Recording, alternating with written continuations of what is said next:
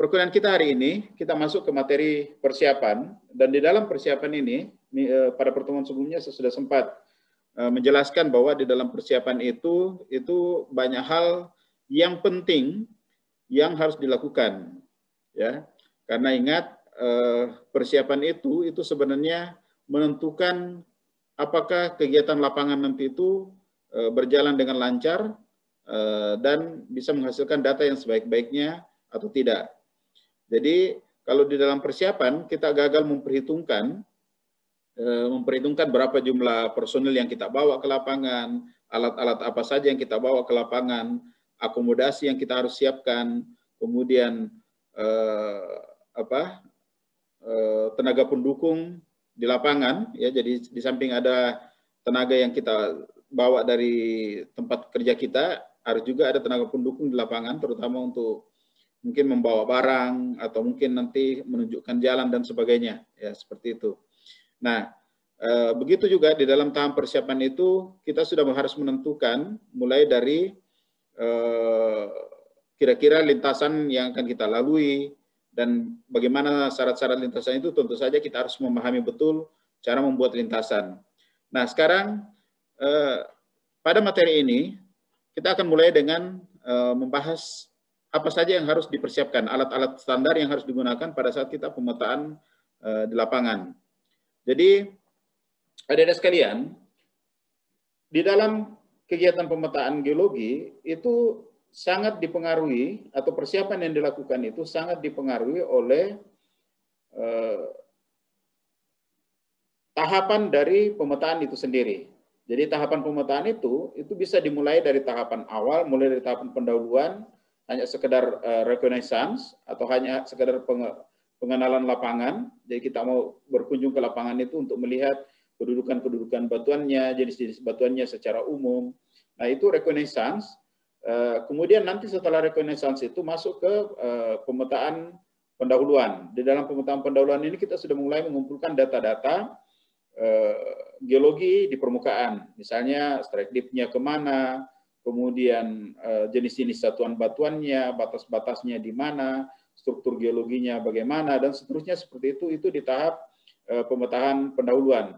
Nah, setelah pemetaan pendahuluan, kita akan memasuki ke pemetaan detail atau pemetaan yang rinci.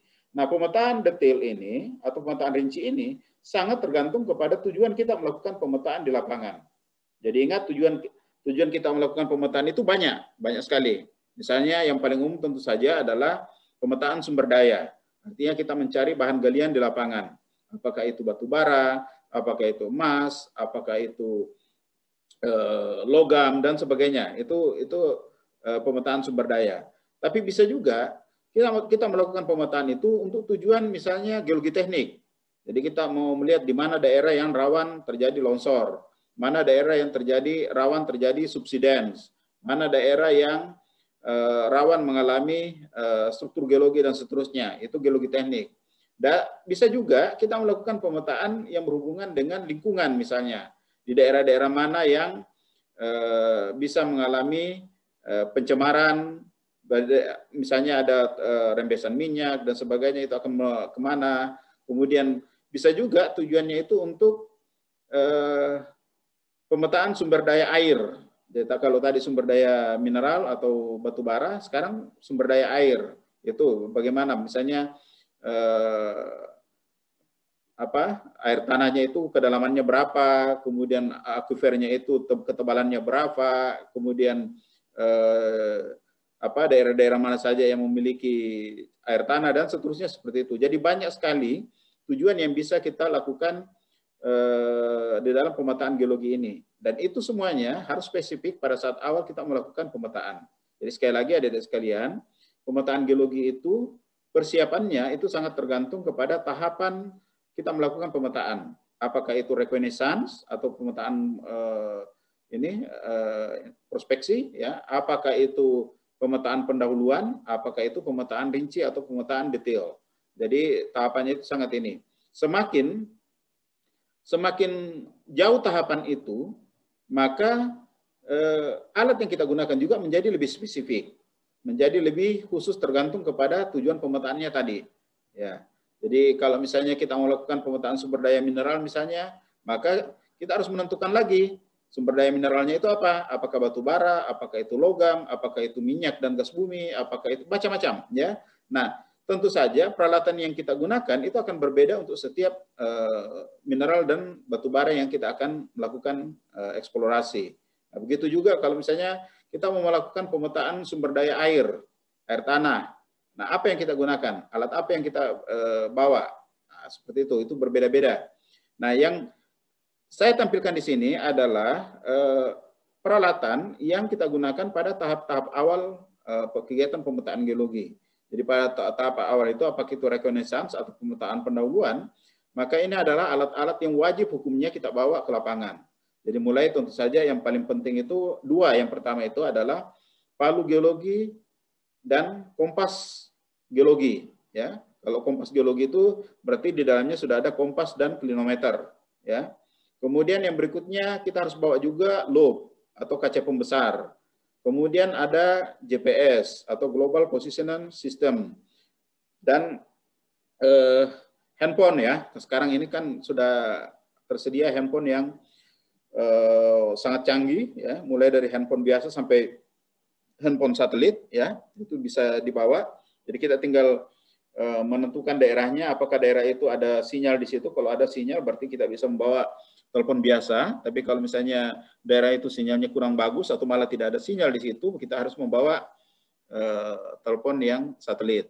Kemudian kita harus membawa meteran, peta dasar, buku lapangan, kemudian alat tulis menulis, komparator, kemudian botol HCl, dan pakaian lapangan. Selebihnya itu adalah alat-alat yang sifatnya sesuai dengan kebutuhan pada saat di lapangan. Jadi inilah alat-alat yang kita butuhkan pada saat kita melakukan pemetaan geologi awal ya, atau geologi pendahuluan. Nah, kita lihat satu persatu. Untuk palu dan geologi, palu geologi itu palunya itu macam-macam ya, mulai dari yang palu sedimen seperti yang bagian kiri ini, bagian kiri atas. Kemudian ada batuan beku. Jadi perbedaannya antara batuan sedimen dan batu beku ini pasti sudah ada sudah tahu. Kalau yang batuan sedimen itu bentuknya pahat, kalau yang batuan beku itu bentuknya tajam seperti ini ya. Kemudian ini juga palu batuan beku, ini ada pahatnya ya seperti ini. Kalau ini untuk batuan metamorf, ini sedimen. Kemudian ini palu untuk batuan yang lebih kompak ya, lebih keras.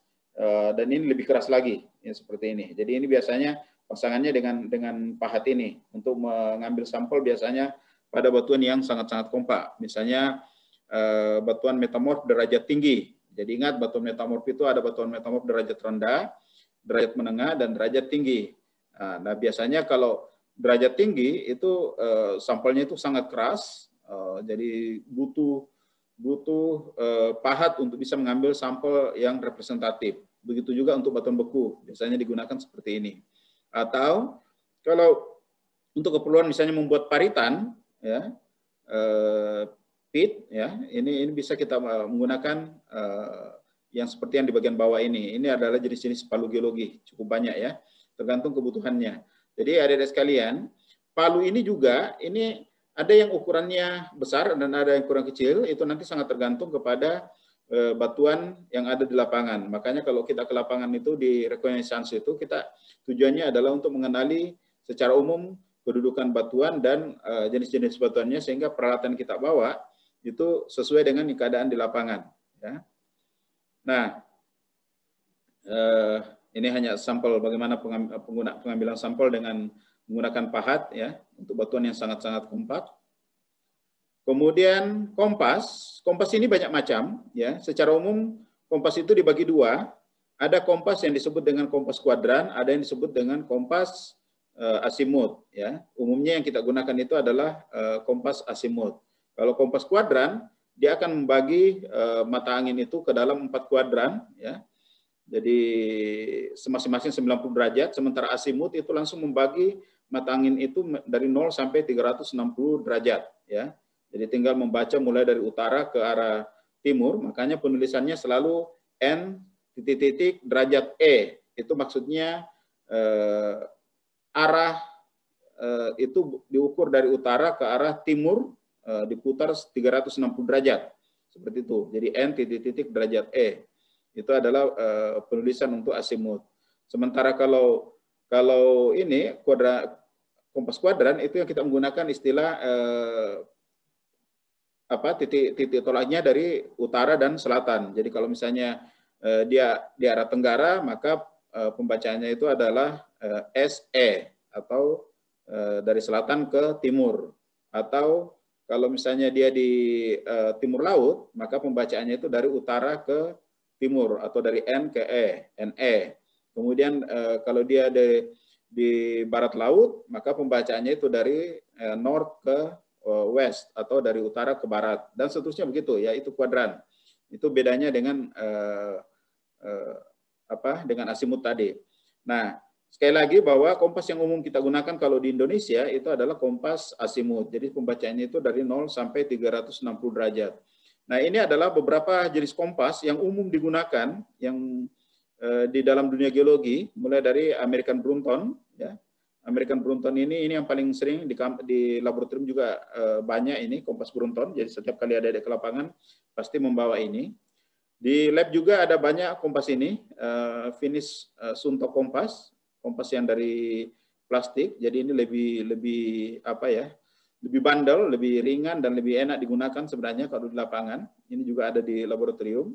Yang tiga ini kita tidak punya di laboratorium. Dan jarang juga digunakan di Indonesia, mulai dari Swiss Meridian Compass, kemudian ada Japanese Universal Clinometer, kemudian ada French Size Universal.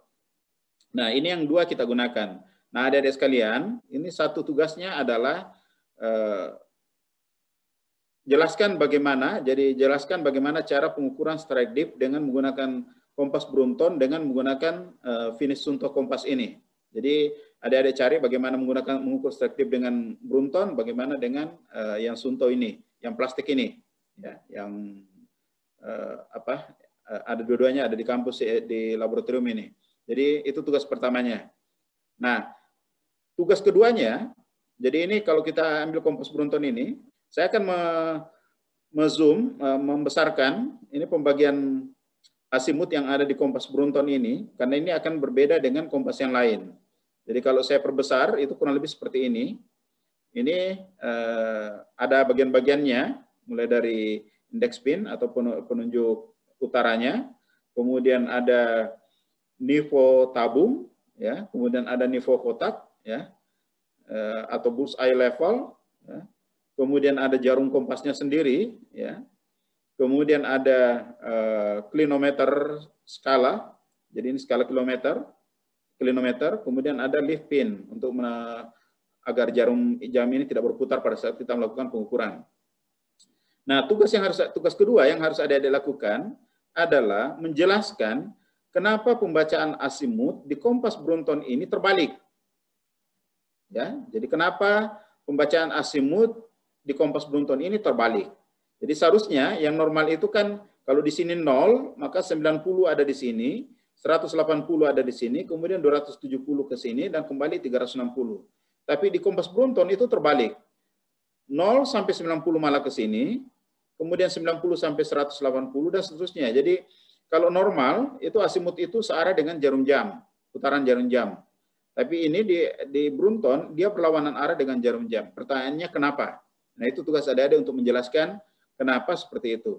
Nah, baik tugas pertama, mengukur strike depth dengan menggunakan Brunton dan menggunakan ini, finish Sunto kompas ini, bagaimana caranya, itu adik-adik jelaskan dengan ilustrasi. Jadi harus ada dengan gambarnya seperti apa. Bagaimana gambar mengukur strike-nya, bagaimana gambar mengukur depth-nya, dan seterusnya. Seperti itu di dua-duanya. Nah, ini juga nanti di dalam penjelasannya itu akan ada ilustrasi. Kenapa dia harus terbalik ininya, terbalik pembacaan asimutnya dari 0 sampai 360 derajat. Nah, saya lanjutkan. Alat berikutnya yang harus kita bawa adalah loop atau hand lens atau kaca pembesar, ya, seperti ini. Jadi ingat, selalu diperhatikan adik-adik sekalian, cara penggunaan loop itu adalah seperti ini yang benar. Jadi loop itu harus dirapatkan di mata yang melakukan pengamatan. Tidak boleh ada jarak yang biasanya seperti dipegang dengan jarak memberikan jarak dari mata ke loopnya, jadi harus rapat seperti ini. Ini beberapa macam loop ya, kurang lebih seperti ini. Ada yang bisa dilipat, kemudian ada yang punya pegangan dan sebagainya. Jadi adik-adik tinggal memilih mana yang dianggap lebih praktis dibawa ke lapangan, silakan dipilih saja modelnya. Umumnya kaca pembesar yang dibawa ke lapangan itu pembesarannya adalah 10 kali, ya, 10 kali dari objek. Jadi biasanya ini setara dengan lensa okuler di mikroskop. Lensa okuler biasanya di mikroskop itu kan, kalau di mikroskop itu kan lensanya biasa ada dua, ada okulernya dan ada di objektifnya. Nah, yang di okuler itu biasanya pembesarannya sama dengan ini 10 kali. Ya. Nah, ini contoh-contoh loop ya yang biasanya dibawa. Ada yang bisa dilipat seperti ini, ada yang punya pegangan. Ya. Tergantung ukurannya juga macam-macam. Ya. Sekali lagi tergantung mana yang dianggap lebih praktis ke lapangan. Kemudian alat berikutnya adalah GPS. Ya. Prinsip kerja GPS itu kan sebenarnya berusaha mengidentifikasi keberadaan satelit-satelit yang ada beredar di orbit, ya, di orbitnya masing-masing. Kemudian posisi satelit itu akan mengikat posisi kita di bumi, di permukaan bumi. Nah, jika ada beberapa satelit yang bisa saling mengikat, maka kemudian nanti dia akan menentukan lokasi kita berada. Jadi misalnya contoh seperti ini ada beberapa satelit, dari satelit A misalnya radiusnya sekian, dari satelit B radiusnya sekian, dari satelit C radiusnya sekian. Nanti perpotongannya ini di tengah-tengah itu adalah posisi kita, ya, posisi kita di lapangan. Jadi ini sama sebenarnya dengan metode, kalau tidak salah beberapa minggu yang lalu saya ada memberikan tugas bagaimana caranya menentukan posisi kita di lapangan. Nah, itu biasanya menggunakan arah dari objek-objek yang kita ketahui di lapangan, misalnya dari puncak gunung, dari sungai, kemudian dari jalan dan macam-macam. Itu kita tentukan arahnya, kemudian kita tarik garis saling berpotongan sampai kita temukan lokasi kita ada di lapangan. Itu metode kalau tidak ada GPS di lapangan. Jadi sekali lagi metode penentuan posisi di lapangan itu tentu saja yang paling mudah sekarang ini adalah menggunakan GPS. Tapi kalau misalnya di lapangan tiba-tiba GPS itu tidak ada, atau mungkin karena hilang, mungkin karena baterainya habis dan seterusnya, sehingga tidak bisa digunakan, maka terpaksa kita menggunakan yang disebut dengan istilah orientasi lapangan, menentukan posisi secara manual dengan menggunakan arah kompas, ya, seperti itu. Ini macam-macam GPS, ya. Kemudian yang berikutnya ada buku lapangan. Buku lapangan ini tentu saja ada ketentuannya tersendiri. Mungkin sering ada sudah sering lihat contoh buku lapangan yang dibawa ke lapangan. Jadi biasanya ukurannya itu tidak terlalu besar, dia ukurannya A5 biasanya, ya, atau lebih kecil dari A5. Kemudian dalam setiap buku itu terdiri dari dua sisi, ya, dua sisi. Sisi yang pertama itu adalah halaman sketsa dan sisi yang kedua adalah halaman untuk deskripsi.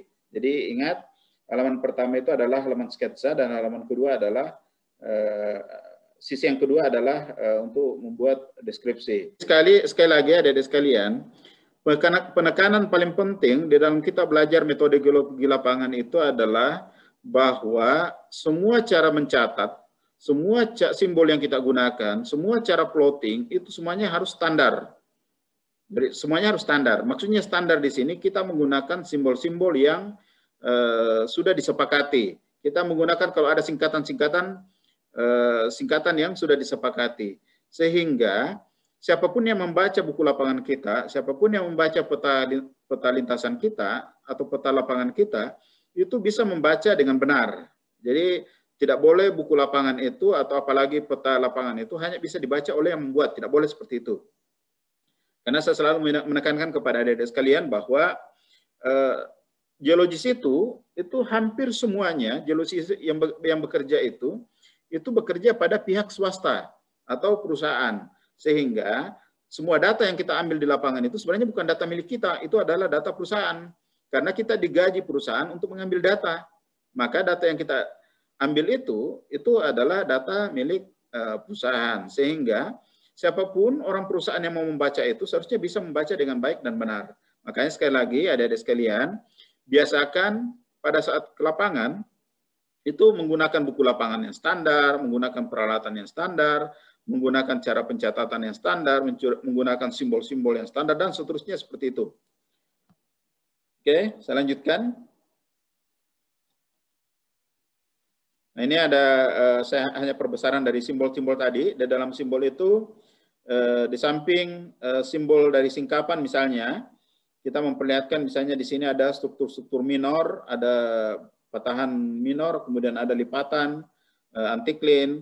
Di samping itu juga ada penjelasan-penjelasan atau keterangan-keterangan, dan ada skala. Jadi skala ini penting supaya orang bisa memahami ukuran dari singkapan yang kita gambar ini. Kemudian ini yang paling penting juga, kita harus menuliskan ke arah mana kita menggambar, ke arah mana kita membuat sketsa. Nah, ini penting untuk diingat terus bahwa pada saat membuat sketsa itu, menuliskan arah itu menggunakan prinsip kuadran.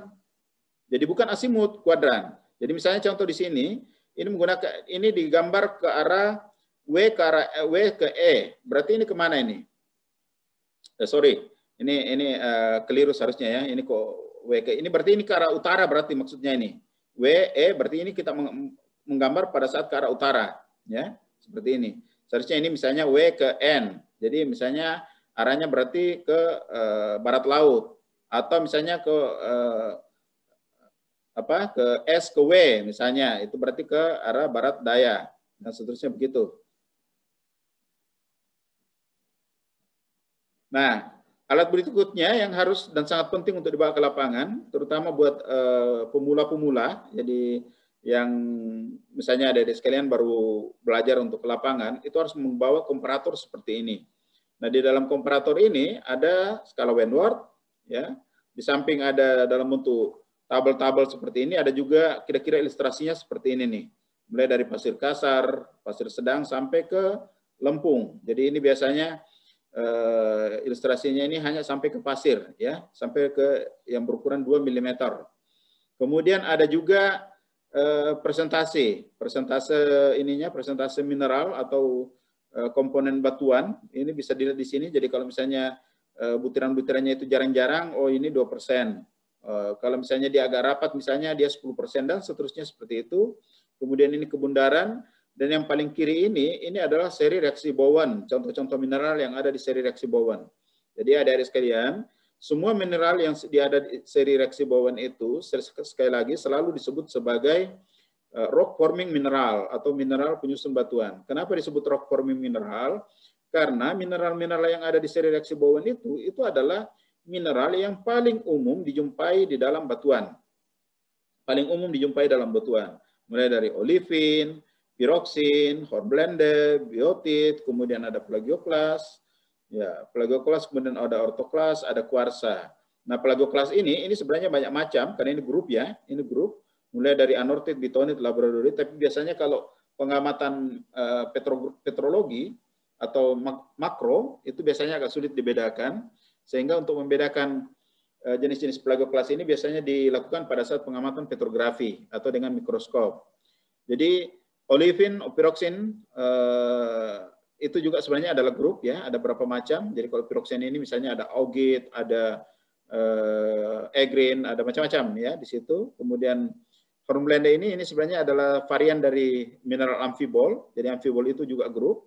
Salah satunya adalah hornblende. Kemudian biotit ini varian dari mica group. Jadi mica group itu ada biotit yang berwarna hitam, kemudian ada muskopit yang berwarna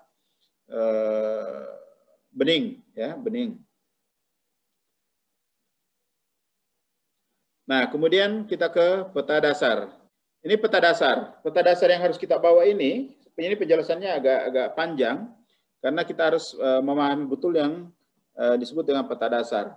Jadi di awal saya sudah sampaikan bahwa peta geologi itu adalah peta tematik.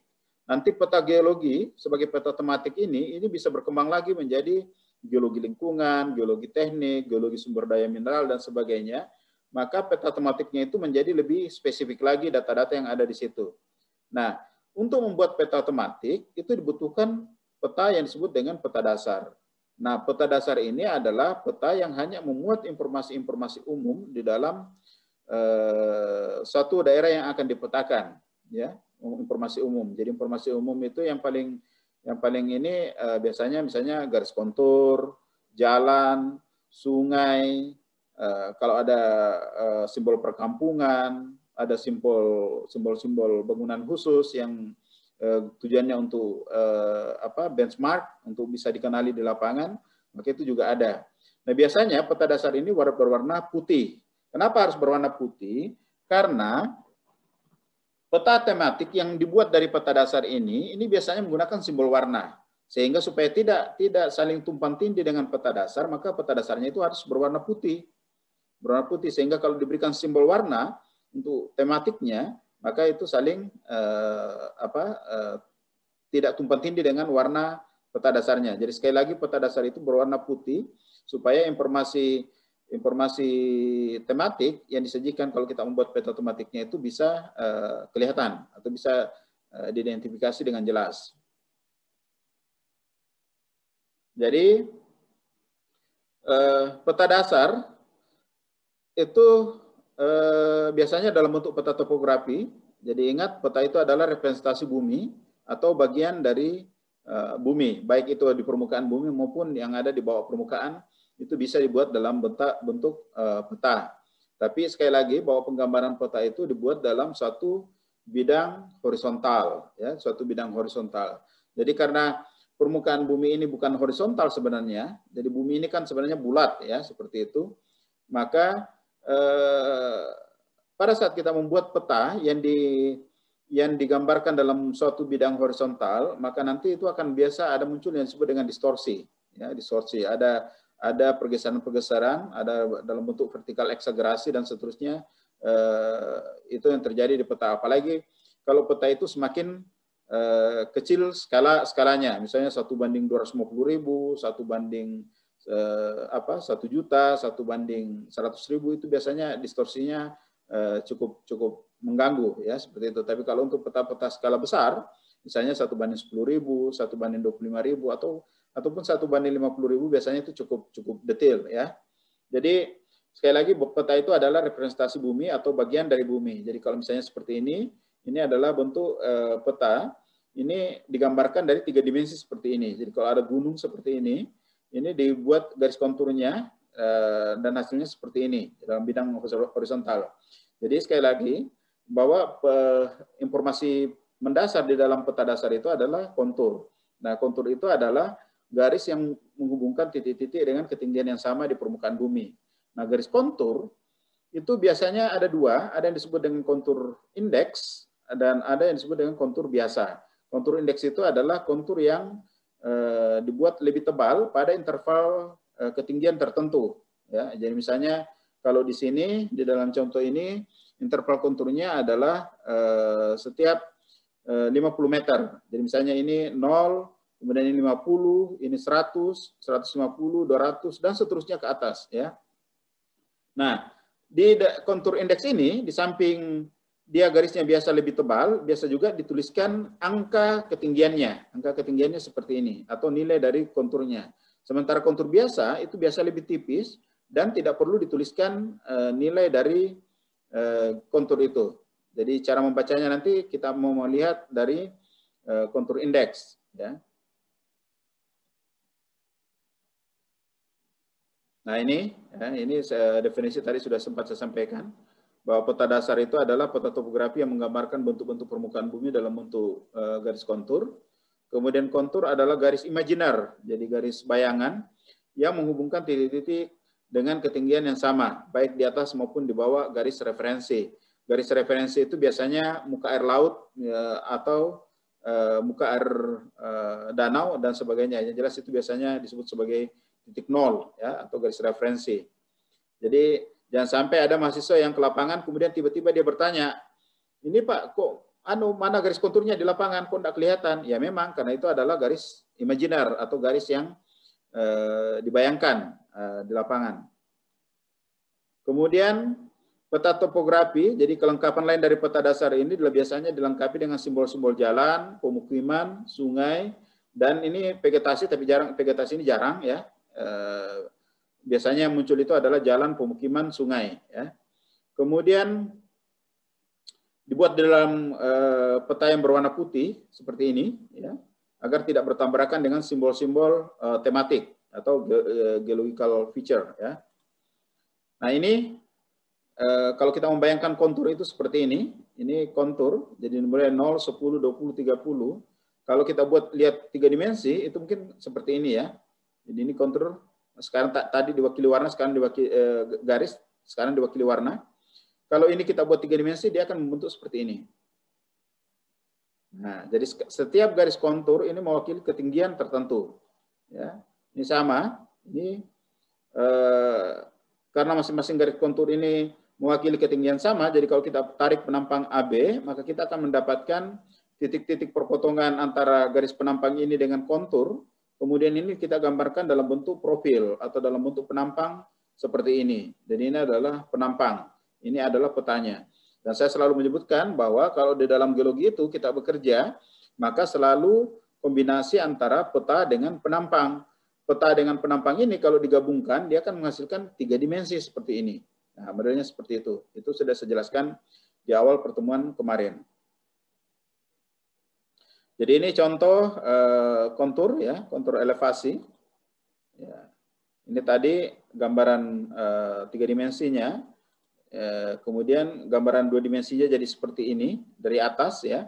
Jadi ini dari samping tampak dari sudut tertentu. Kemudian ini tampak dari atas.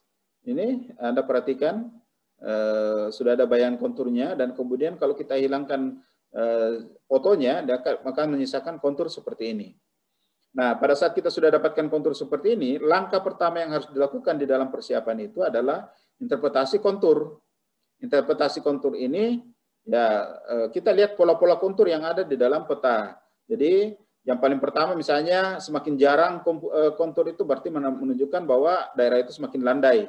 Semakin rapat konturnya, jadi kalau ini misalnya ini relatif landai, ini terjal. Karena apa? Karena konturnya lebih rapat.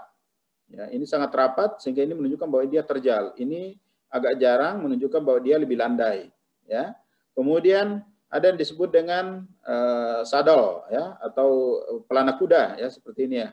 Kalau misalnya dia ada menunjukkan puncak-puncak seperti ini, ada 2 puncak pada dikelilingi oleh kontur yang ketinggian sama, maka itu disebut dengan pelana kuda. Ini adalah puncak ya, puncak atau summit dari satu bukit atau gunung ya. Kemudian ini ada punggungan. Ya, punggungan ini biasanya dicirikan oleh kontur yang menjorok atau melengkung ke arah topografi yang lebih rendah. Jadi kalau misalnya di sini lebih tinggi, dia akan melengkung ke arah yang lebih rendah seperti ini. Ini adalah punggungan bukit. Sebaliknya, kalau lembah ini terbalik ya. Lembah itu ini nanti seperti sungai, nanti akan lebih jelas pada gambar berikutnya ya.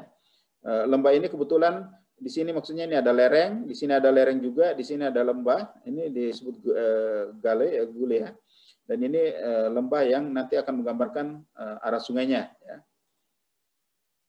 Jadi ini contoh, kalau kita mau melihat pola sungai, maka kita akan melihat kebalikan dari tadi punggungan bukit. Ingat, kalau punggungan bukit itu seperti ini, jadi dia kontur tertinggi melengkung ke arah yang lebih rendah ya. Jadi ini misalnya ini 800 ya.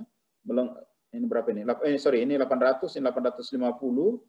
Kemudian ini 700, 650. Nah, ini dia melengkung ke arah yang lebih rendah. Nah, dia melengkung ke arah yang lebih rendah.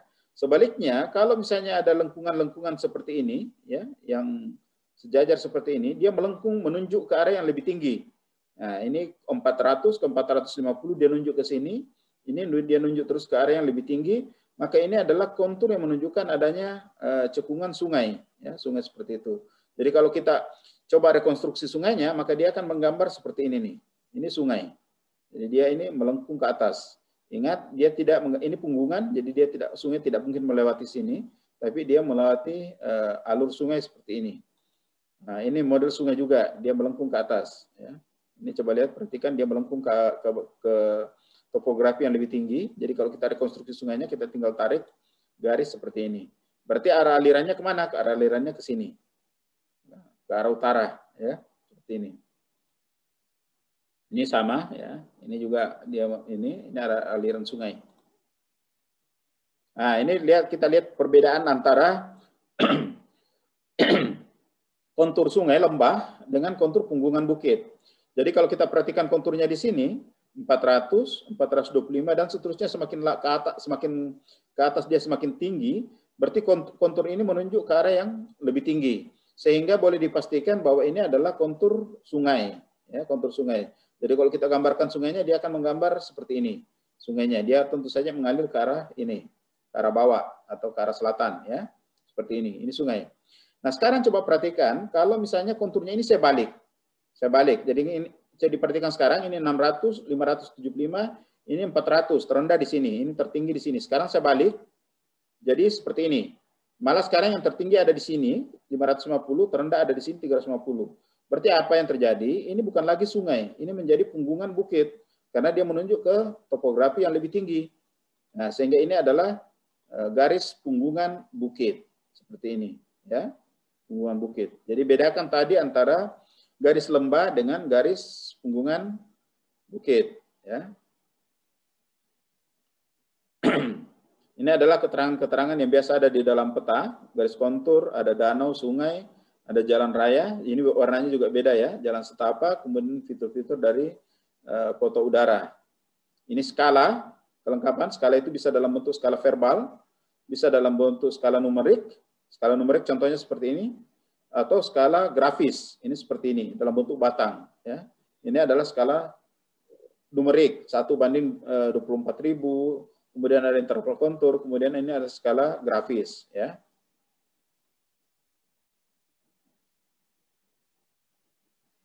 Nah, selanjutnya yang paling penting juga di peta itu bahwa ada koordinat. Nah, koordinat ini biasanya disajikan pada tepi-tepi peta, yaitu biasanya ada angka-angka di tepi peta ini. Ini adalah koordinat dari peta. Jadi contoh seperti ini koordinatnya biasanya di sisi kiri, sisi kanan, biasa juga kadang-kadang ditulis juga di sisi kanan di sini, atas, bawah, itu semuanya ada angka-angka di situ, itu yang disebut dengan sistem koordinat bumi. Baik adik-adik sekalian, pertemuan kita pada hari ini sampai di sini. Kita akan lanjutkan minggu depan dengan membahas sistem koordinat bumi, ya. Apakah itu sistem koordinat lintang bujur atau latitude longitude atau sistem koordinat UTR. Itu yang kita coba akan bahas minggu depan. Baik adik-adik sekalian, demikian pertemuan kita untuk hari ini. Terus belajar ya, cari literatur-literatur yang sudah saya sampaikan dulu di awal perkuliahan, kemudian coba adik-adik baca, pelajari. Ya. Kemudian nanti kalau ada yang kurang jelas, silakan ditanyakan pada pertemuan-pertemuan berikutnya. Sekiranya demikian untuk hari ini. Mohon maaf jika ada yang kurang berkenan. Wassalamualaikum warahmatullahi wabarakatuh.